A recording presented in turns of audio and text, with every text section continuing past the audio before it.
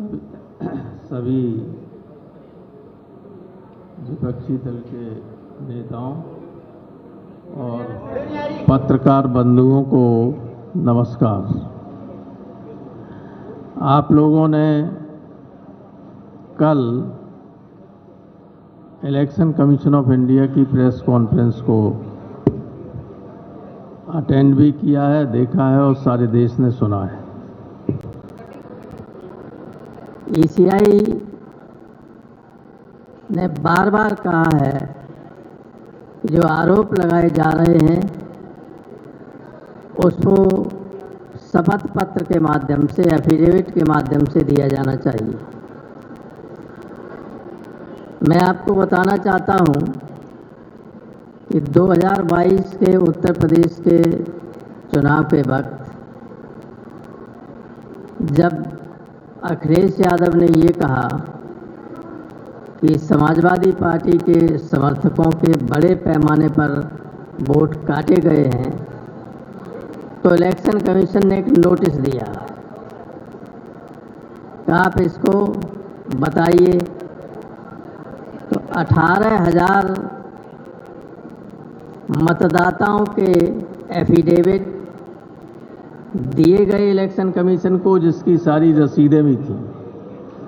और आपको आश्चर्य होगा कि एक भी उस एफिडेविट पर आज तक कोई कार्रवाई नहीं की। जो इलेक्शन कमीशन रोजाना राहुल गांधी जी से एफिडेविट मांग रहा है, उस इलेक्शन कमीशन को हम 2022 में 18,000 गलत तरीके से काटे गए वोटों के एफिडेविट दे चुके हैं।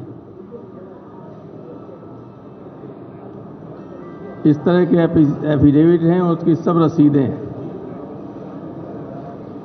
और कोई कार्रवाई नहीं हुई।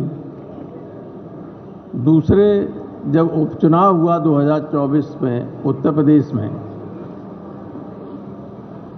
तो जो विधानसभा थी कुंदर की या अन्य, उसमें इन्होंने बीएलओज को चेंज कर दिया।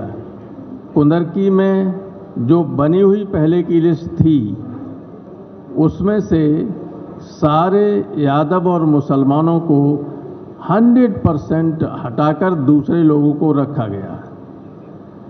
दोनों सूचियां इलेक्शन कमीशन को दी गई शिकायत के तौर पर कि देखिए, ये इलेक्शन कमीशन, ये थे बीएलओज और इलेक्शन कमीशन ने जाति के आधार पर सारे मुस्लिम और यादवों को हटाकर दूसरे लोगों को किया है। उस पर कोई जांच और कोई कार्रवाई नहीं की गई।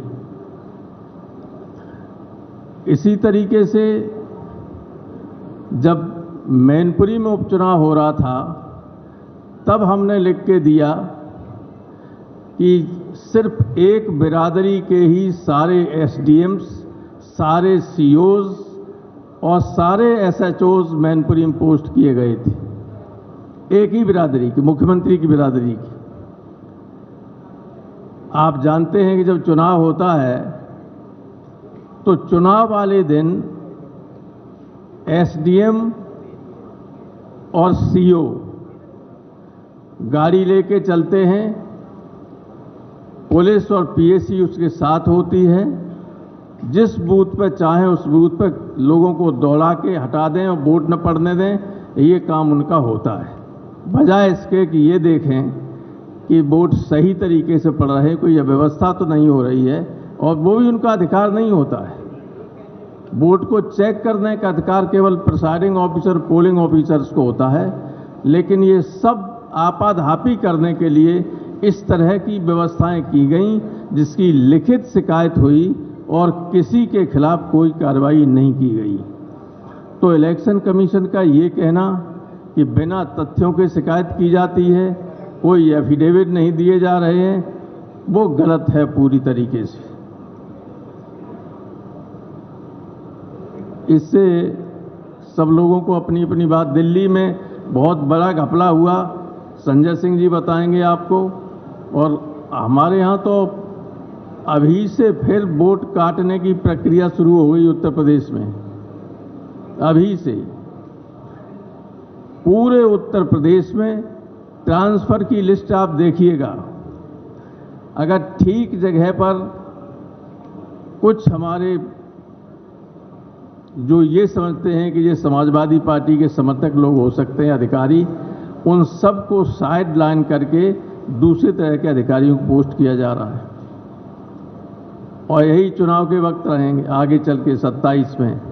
तो ये सारी गड़बड़ियां कैलकुलेटेड वे में होती हैं और इलेक्शन कमीशन पूरी तरह से नज़रअंदाज करता है हमारी शिकायतों को। ये हमारी शिकायत इलेक्शन कमीशन से है, जबकि भारतीय संविधान के आर्टिकल 326 में ये लिखा है कि जिस व्यक्ति ने 18 वर्ष या उससे ज़्यादा की उम्र प्राप्त कर ली है उसका वोट रजिस्टर होगा। अगर उसका वोट रजिस्टर नहीं है तो उल्टी तरफ से पढ़ें तो इसका क्या अर्थ होगा? एनआरसी लागू हो गई। कोई भी दरोगा ये कह दे कि भाई संजय सिंह का वोट नहीं है, इनका वोट नहीं है, तो वोट नहीं है माने ये नागरिक नहीं है देश के। ये बहुत ही गंभीर स्थिति है। इस गवर्नमेंट का मंशा और इलेक्शन कमीशन का मंशा आर्टिकल 326 के इंटरप्रिटेशन पर देखिए कि बहुत ही गलत है। ये देश के लिए हानिकारक है। गंभीर चिंता की बात है सारे देश के नागरिकों के लिए। जिनका वोट नहीं होगा उनसे सरकारी अधिकारी कोई भी ये कह सकता है कि तुम तो इस देश के नागरिक नहीं हो। तो ये स्थिति है और इसको आप लोगों के माध्यम से मैं चाहता हूं कि देश की जनता को जागृत कीजिए। आप भी केवल सत्ताधारी दल की बात मत सुनिए, विपक्ष की बात सुनिए। यही देश को बनाने का काम करेंगे। बहुत धन्यवाद। बहुत बहुत शुक्रिया राम गोपाल यादव जी। जब से राहुल गांधी जी ने खुलासा किया है, अलग अलग देश के हिस्सों से अलग अलग कहानियां सामने आ रहे हैं, अलग अलग तरह से इलेक्टोरल फ्रॉड किया गया है। मैं अब